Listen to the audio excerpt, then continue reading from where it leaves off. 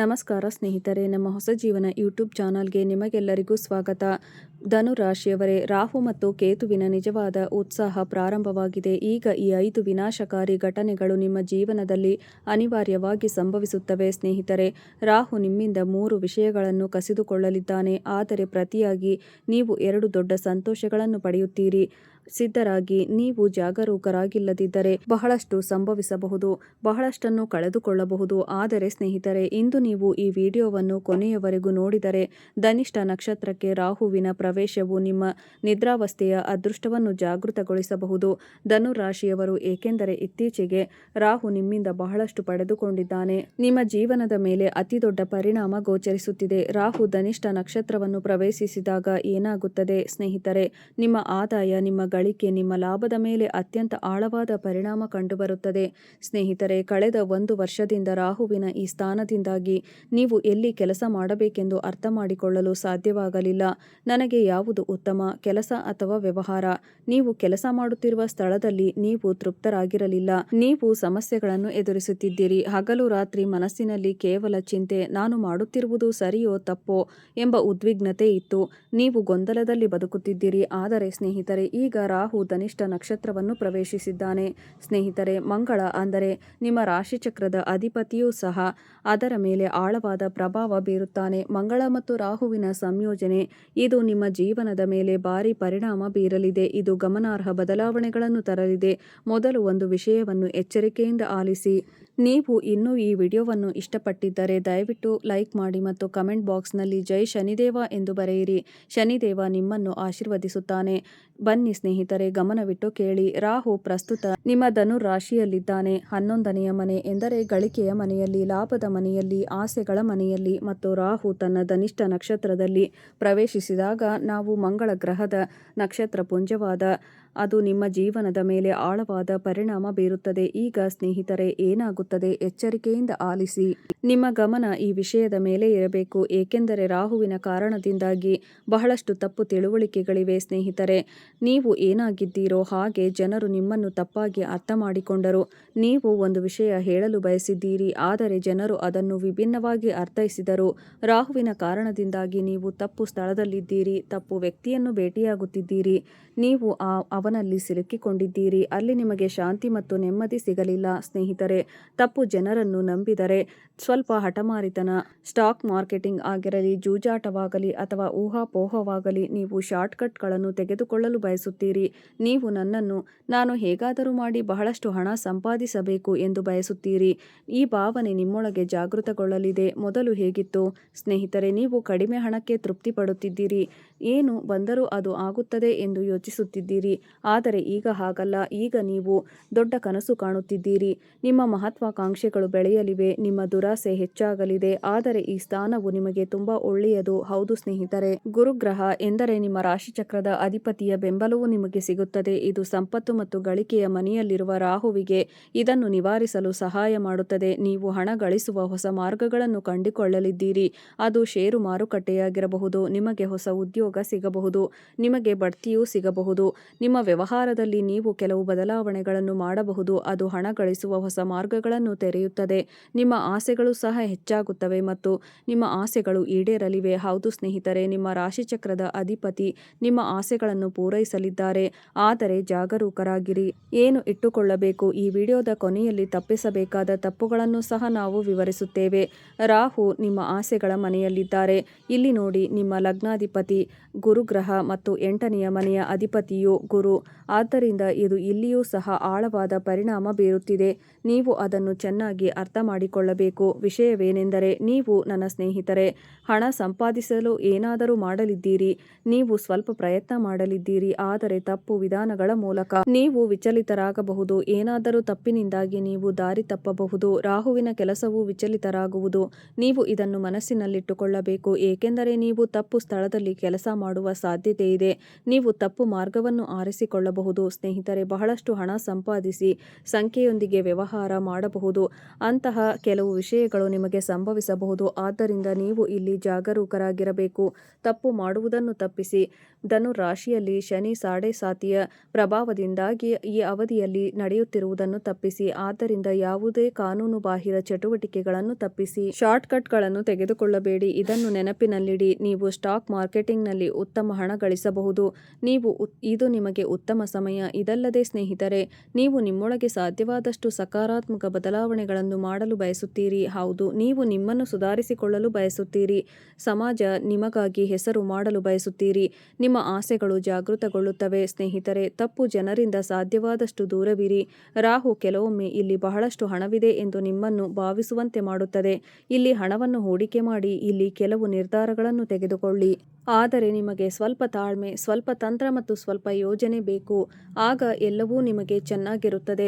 ಆದರೆ ಒಂದು ವಿಷಯವನ್ನು ನೆನಪಿನಲ್ಲಿಡಿ ಸ್ನೇಹಿತರೆ, ರಾಹು ನಿಮ್ಮ 11ನೆಯ ಮನೆಯಲ್ಲಿ ಕುಳಿತಿರುವುದರಿಂದ ಕೆಲವೊಮ್ಮೆ ನಿಮ್ಮ ಆಸೆಗಳು ಇದು ಗಮನಾರ್ಹವಾಗಿ ಹೆಚ್ಚಾಗಿದೆ. ಹೌದು, ದೊಡ್ಡ ಹಣವನ್ನು ಗಳಿಸುವ ಬಯಕೆ ನಿಮ್ಮೊಳಗೆ ಜಾಗೃತಗೊಂಡಿದೆ ಮತ್ತು ಇದರಿಂದಾಗಿ ನೀವು ನಿದ್ರೆಯನ್ನು ಕಳೆದುಕೊಂಡಿದ್ದೀರಿ. ರಾತ್ರಿಯಲ್ಲಿ ನೀವು ಶಾಂತಿಯುತವಾಗಿ ಮಲಗಲು ಸಾಧ್ಯವಾಗುತ್ತಿಲ್ಲ ಮತ್ತು ಇದು ಇನ್ನಷ್ಟು ಹದಗೆಡಬಹುದು.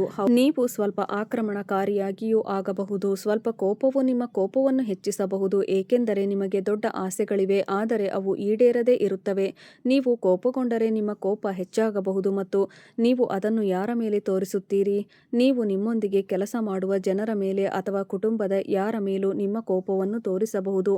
ನೀವು ನಿಮ್ಮ ಕೋಪವನ್ನು ನಿಮ್ಮ ಸಂಗಾತಿಯ ಮೇಲೆ ಹೊರಹಾಕಬಹುದು. ಆದ್ದರಿಂದ ನೀವು ಕೋಪಗೊಳ್ಳುವುದನ್ನು ತಪ್ಪಿಸಬೇಕು. ಇದರ ಬಗ್ಗೆ ವಿಶೇಷವಾಗಿ ಜಾಗರೂಕರಾಗಿರಿ. ನೀವು ಖಂಡಿತವಾಗಿಯೂ ಹನುಮಾನ್ ಚಾಲೀಸವನ್ನು ಪಠಿಸಬೇಕು. ನೀವು ಖಂಡಿತವಾಗಿ ಹನುಮಾನ್ ದೇವಸ್ಥಾನಕ್ಕೆ ಭೇಟಿ ನೀಡಬೇಕು. ಈಗ ಸರಿಯಾದ ನಿರ್ಧಾರಗಳನ್ನು ತೆಗೆದುಕೊಳ್ಳುವ ಸಮಯ. ದೊಡ್ಡದನ್ನು ಮಾಡುವ ಸಮಯ ಬಂದಿದೆ. ಇದನ್ನು ನೆನಪಿನಲ್ಲಿಡಿ ಸ್ನೇಹಿತರೆ. ಶಕ್ತಿಯನ್ನು ನಿಮ್ಮೊಳಗೆ ಜಾಗೃತಗೊಳಿಸುವ ಆಸೆಗಳಿಗೆ ಹರಿಸಿ. ದೊಡ್ಡ ಹಣವನ್ನು ಗಳಿಸುವ ಈ ಆಸೆಯನ್ನು ನೀವು ಉತ್ತಮ ಮಟ್ಟಕ್ಕೆ ಕೊಂಡೊಯ್ಯಬಹುದು.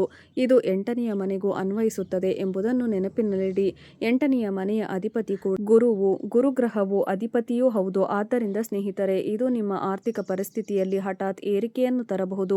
ಹೌದು ಸ್ನೇಹಿತರೆ, ಇದು ನಿಜ. 8ನೆಯ ಮನೆಯ ಅಧಿಪತಿ ಗುರುಗ್ರಹವಾಗಿರುವುದರಿಂದ ಸ್ವಲ್ಪ ರಹಸ್ಯವಾಗಿರಲು ನಾನು ನಿಮ್ಮನ್ನು ಕೇಳಿಕೊಳ್ಳುತ್ತೇನೆ. ಆದ್ದರಿಂದ ನೀವು ಶಾಂತವಾಗಿರಿ ಮತ್ತು ನಿಮ್ಮ ಕೆಲಸವನ್ನು ಮಾಡುವ ಅಗತ್ಯವೂ ಇದೆ. ನಿಮಗೆ ಒಂದು ಐಡಿಯಾ ಇದ್ದರೆ, ಹೊಸದನ್ನು ಪ್ರಾರಂಭಿಸಲು ಬಯಸಿದರೆ ಅಥವಾ ಎಲ್ಲೋ ಹಣ ಸಂಪಾದಿಸುತ್ತಿದ್ದರೆ ಬಾಯಿ ಮುಚ್ಚಿಕೊಳ್ಳಿ. ಹೌದು ಸ್ನೇಹಿತರೆ, ಧನು ರಾಶಿಯವರು, ನೀವು ಜನರಿಗೆ ವಿಷಯಗಳನ್ನು ವಿವರಿಸಲು ತುಂಬಾ ಬೇಗನೆ ಇರುತ್ತೀರಿ. ನಿಮಗೆ ಇಲ್ಲಿ ಒಂದು ಐಡಿಯಾ ಬರುತ್ತದೆ. ನಂತರ ನೀವು ಅಲ್ಲಿರುವ ಒಬ್ಬ ಸ್ನೇಹಿತರಿಗೆ, ನೋಡಿ, ನನಗೆ ಈ ಐಡಿಯಾ ಬಂದಿದೆ ಎಂದು ಹೇಳುತ್ತೀರಿ. ನಾನು ಇಲ್ಲಿದ್ದೇನೆ, ನಾನು ಕಷ್ಟಪಟ್ಟು ಕೆಲಸ ಮಾಡುತ್ತೇನೆ. ಹಾಗೆ ಮಾಡಬೇಡಿ. ಈಗ ನೀವು ಸ್ವಲ್ಪ ಹೆಚ್ಚು ವಿವೇಚನೆಯಿಂದ ಕೆಲಸ ಮಾಡಬೇಕು. ನೀವು ಸ್ವಲ್ಪ ಸಮಯದವರೆಗೆ ಸದ್ದಿಲ್ಲದೆ ಕೆಲಸ ಮಾಡಬೇಕು. ಫಲಿತಾಂಶಗಳನ್ನು ನೋಡುವವರೆಗೂ ನಿಮ್ಮ ಯೋಜನೆಗಳನ್ನು ಯಾರೊಂದಿಗೂ ಹಂಚಿಕೊಳ್ಳಬೇಡಿ. ಆದ್ದರಿಂದ ಸ್ವಲ್ಪ ಸುಮ್ಮನಿರಿ. ಇದು ನಿಮಗೆ ತುಂಬಾ ಒಳ್ಳೆಯ ಸಮಯವಾಗಿರುತ್ತದೆ. ಇತರ ಸ್ನೇಹಿತರು ಮತ್ತು ಕೇತುವಿನ ಸ್ಥಾನಗಳನ್ನು ಸಹ ಮೇಲ್ವಿಚಾರಣೆ ಮಾಡಲಾಗುತ್ತಿದೆ. ಕೇತು ಕುಳಿತಿದ್ದಾನೆ ನಿಮ್ಮ 5ನೆಯ ಮನೆಯಲ್ಲಿ. ಇದು ನಿಮ್ಮ ಸಂಬಂಧಗಳು, ನಿಮ್ಮ ಪ್ರೇಮ ಜೀವನ ಮತ್ತು ನಿಮ್ಮ ಮಕ್ಕಳು ಇತ್ಯಾದಿಗಳನ್ನು ಪ್ರತಿನಿಧಿಸುತ್ತದೆ. ಇಲ್ಲಿಯೂ ಸಹ ಅದು ಖಂಡಿತವಾಗಿಯೂ ಪರಿಣಾಮ ಬೀರುತ್ತದೆ. ಏಕೆಂದರೆ ಸ್ನೇಹಿತರೆ, ರಾಹು ಮತ್ತು ಕೇತು ಬೇರೆ ಬೇರೆಯಲ್ಲ, ಅವರು ಒಂದೇ. ಆದರೆ ಒಂದು ವಿಷಯವನ್ನು ನೆನಪಿನಲ್ಲಿಡಿ, ನೀವು ಕೇತುವಿನ ಪ್ರಭಾವವನ್ನು ಹೊಂದಿದ್ದರೆ ಮಾತ್ರ ರಾಹು ನಿಮಗೆ ಪ್ರಯೋಜನವನ್ನು ನೀಡುತ್ತಾನೆ. ನೀವು ಕೆಲವೊಂದು ವಿಷಯಗಳನ್ನು ಬಿಟ್ಟು ಬಿಡಬೇಕಾಗುತ್ತದೆ. ಕೇತುವಿನ ಪ್ರಭಾವದಿಂದಾಗಿ ನೀವು ನಿಮ್ಮ ಪ್ರೇಮ ಜೀವನದಿಂದ ಸ್ವಲ್ಪ ಸಮಯ ಗಮನವನ್ನು ಬೇರೆಡೆ ಸೆಳೆಯಬೇಕು. ನಿಮ್ಮ ಪ್ರೇಮ ಜೀವನದ ಸ್ವಲ್ಪ ಭಾಗವೂ ಸಹ ಮುಖ್ಯವಾಗಿದೆ. ನಿಮ್ಮ ಗಮನವನ್ನು ಸ್ವಲ್ಪ ಬದಲಾಯಿಸಬೇಕಾಗುತ್ತದೆ. ಹೌದು ಸ್ನೇಹಿತರೆ, ಆಗ ಮಾತ್ರ ನಿಮ್ಮ ರಾಹು ನಿಮಗೆ ಇಲ್ಲಿ ಪ್ರಯೋಜನವನ್ನು ನೀಡುತ್ತದೆ. ರಾಹು ಹೇಳುತ್ತಾನೆ, ನೀವು ಕೇತುವಿನ ಪ್ರಭಾವವನ್ನು ಬಿಟ್ಟುಬಿಡಿ. ಕೇತುವಿನ ಪ್ರಭಾವದ ಬಗ್ಗೆ ಹೆಚ್ಚು ಗಮನ ಹರಿಸಬೇಡಿ. ನಾನು ಸ್ವಯಂಚಾಲಿತವಾಗಿ ಫಲಿತಾಂಶಗಳನ್ನು ನೀಡುತ್ತೇನೆ. ಹಾಗಾದರೆ ನೀವು ಇಲ್ಲಿ ಏನು ಮಾಡಬೇಕು? ಕೇತುವಿನ ವಿಷಯಗಳು ಸಂಬಂಧಗಳನ್ನು ಸೂಚಿಸುತ್ತವೆ. ಅವುಗಳ ಬಗ್ಗೆ ಹೆಚ್ಚು ಗಮನ ಹರಿಸಬೇಡಿ. ರಹಸ್ಯವಾಗಿರಿ, ಮೌನವಾಗಿರಿ, ಅದನ್ನು ಮರೆಮಾಡಿ. ಕೇತುವಿನ ವಿಷಯಗಳನ್ನು ಮರೆಮಾಡಿ. ಸ್ನೇಹಿತರೆ, ರಾಹು ಸ್ವಯಂಚಾಲಿತವಾಗಿ ನಿಮಗೆ ಫಲಿತಾಂಶಗಳನ್ನು ನೀಡಲು ಪ್ರಾರಂಭಿಸುತ್ತಾನೆ. ಆದರೆ ದಯವಿಟ್ಟು ನಿಮ್ಮ ಆರೋಗ್ಯದ ಬಗ್ಗೆಯೂ ಕಾಳಜಿ ವಹಿಸಬೇಕಾಗುತ್ತದೆ ಎಂಬುದನ್ನು ನೆನಪಿನಲ್ಲಿಡಿ. ಹೌದು, ರಾಹು ಚಂದ್ರನು ಧನಿಷ್ಠ ನಕ್ಷತ್ರವನ್ನು ಪ್ರವೇಶಿಸುತ್ತಾನೆ. ಆದರೆ ನಿಮ್ಮ ಕೋಪ ಇದ್ದಕ್ಕಿದ್ದಂತೆ ಹೆಚ್ಚಾಗಬಹುದು. ಕೆಲವೊಮ್ಮೆ ಸ್ನೇಹಿತರೆ, ನಿಮ್ಮ ನಿರೀಕ್ಷೆಗಳು ಭಗ್ನವಾಗುತ್ತವೆ. ನಿಮ್ಮ ಆಸೆಗಳನ್ನು ಈಡೇರಿಸಲು, ನಿಮ್ಮ ಗೆಳೆಯರಂತೆ ಹೆಚ್ಚು ಹಣ ಗಳಿಸಲು ವಿಫಲವಾಗದ ಹೆಚ್ಚಾದಾಗ ಕೋಪ ಹೆಚ್ಚಾಗಬಹುದು. ವಾಹನಗಳನ್ನು ಎಚ್ಚರಿಕೆಯಿಂದ ಬಳಸಿ, ನಿಮಗೆ ಗಾಯವಾಗಬಹುದು. ಜೊತೆಗೆ ನೀವು ತುಂಬಾ ಅಪಾಯಕಾರಿಯಾದ ಏನನ್ನಾದರೂ ಮಾಡಬಾರದು. ನೀವು ಸುರಕ್ಷಿತವಾಗಿ ವಾಹನ ಚಾಲನೆ ಮಾಡಬೇಕು. ನಿಮ್ಮ ರಕ್ತದ ಬಗ್ಗೆ ಸ್ವಲ್ಪ ಕಾಳಜಿ ವಹಿಸಿ. ನಿಮ್ಮ ರಕ್ತದೊತ್ತಡ ಹೆಚ್ಚಾಗಬಹುದು. ನಿಮ್ಮ ಕಣ್ಣುಗಳ ಬಗ್ಗೆ ನೀವು ವಿಶೇಷ ಕಾಳಜಿ ವಹಿಸಬೇಕಾಗುತ್ತದೆ. ನೀವು ಚರ್ಮದ ಒತ್ತಡವನ್ನು ಅನುಭವಿಸಬಹುದು. ನಿಮ್ಮ ದೇಹದಲ್ಲಿ ಕೆಲವು ಬದಲಾವಣೆಗಳು, ನಿಮ್ಮ ಉಷ್ಣತೆ ಹೆಚ್ಚಾಗಬಹುದು. ಆದ್ದರಿಂದ ಸ್ವಲ್ಪ ಜಾಗರೂಕರಾಗಿರಿ. ಹಣ ಗಳಿಸುವ ಸಾಧ್ಯತೆಗಳು ಉತ್ತಮವಾಗಿವೆ ನಿಸ್ಸಂದೇಹವಾಗಿ, ಆದರೆ ಇದು ನಿಮ್ಮ ಮಾನಸಿಕ ಶಾಂತಿಯನ್ನು ಸಹ ಕಸಿದುಕೊಳ್ಳಲಿದೆ. ಆದ್ದರಿಂದ ಸ್ವಲ್ಪ ಮಾನಸಿಕ ಶಾಂತಿಗಾಗಿ ನೀವು ಬೆಳಿಗ್ಗೆ ಧ್ಯಾನವನ್ನು ಪ್ರಯತ್ನಿಸಲು ಬಯಸಬಹುದು. ನೀವು ಪ್ರಾಣಾಯಾಮ ಮಾಡಬಹುದು. ಸ್ನೇಹಿತರೆ, ದಯವಿಟ್ಟು ದೇವರ ದೇವಸ್ಥಾನಕ್ಕೆ ಭೇಟಿ ನೀಡಿ. ಮತ್ತು ಹೌದು, ಶ್ರಾವಣ ಮಾಸವು ನಡೆಯುತ್ತಿದೆ. ಆದ್ದರಿಂದ ಸ್ವಲ್ಪ ಹೆಚ್ಚು ಭಕ್ತಿಯಿಂದಿರಿ. ವಿಷಯಗಳು ನಿಮ್ಮ ಪರವಾಗಿ ಕೆಲಸ ಮಾಡಲು ಪ್ರಾರಂಭಿಸುತ್ತವೆ. ಒಟ್ಟಾರೆಯಾಗಿ ನಾನು ಇದರ ಬಗ್ಗೆ ಮಾತನಾಡಿದರೆ, ರಾಹು ಧನಿಷ್ಠ ನಕ್ಷತ್ರವನ್ನು ಪ್ರವೇಶಿಸುತ್ತಾನೆ. ಇದು ನಿಮಗೆ ತುಂಬಾ ಒಳ್ಳೆಯ ನಕ್ಷತ್ರ. ಈ ನಕ್ಷತ್ರವು ಹಣ ಗಳಿಸಲು ಸಹ ಒಳ್ಳೆಯದು. ಆದರೆ ನೀವು ಈ ಶಕ್ತಿಯನ್ನು ನಿಮ್ಮ ಮನಸ್ಸಿನಲ್ಲಿ ಹರಿಸಬೇಕು. ನಾನು ಹೇಗಾದರೂ ಹಣ ಸಂಪಾದಿಸಬೇಕು. ನೀವು ಏನನ್ನಾದರೂ ಕಂಡುಕೊಳ್ಳುವಿರಿ. ಸಮಯ ತೆಗೆದುಕೊಳ್ಳುತ್ತದೆ. ಸ್ನೇಹಿತರೆ, ನೀವು ಹಣವನ್ನು ಗಳಿಸಲು ಏನನ್ನಾದರೂ ಮಾಡುತ್ತೀರಿ ಮತ್ತು ನೀವು ಅದನ್ನು ಗಳಿಸುತ್ತೀರಿ. ಆದರೆ ನೀವು ನಿಮ್ಮ ಹಸಿವನ್ನು ಮಿತಿಯಿಲ್ಲದೆ ಇಟ್ಟುಕೊಳ್ಳಬೇಕು. ಆದರೆ ಏನಾದರೂ ಮಿತಿಯನ್ನು ಮೀರಿ ಹೆಚ್ಚಾದಾಗ ಅದು ಹಾನಿಯನ್ನು ಉಂಟುಮಾಡುತ್ತದೆ. ಸ್ನೇಹಿತರೆ, ನೀವು ಅದನ್ನು ಮತ್ತೆ ಮಾಡಿದ್ದರೆ ಅಲ್ಲದೆ ತಪ್ಪು ಜನರೊಂದಿಗೆ ಸಹವಾಸ ಮಾಡಬೇಡಿ. ಯಾವುದೇ ತಪ್ಪು ಮಾಡಬೇಡಿ. ಯಾವುದೇ ಅಶುಭ ಕೆಲಸವನ್ನು ಮಾಡಬೇಡಿ. ಯಾವುದೇ ಆತುರದ ನಿರ್ಧಾರವನ್ನು ತೆಗೆದುಕೊಳ್ಳಬೇಡಿ ಎಂಬುದನ್ನು ನೆನಪಿನಲ್ಲಿಡಿ.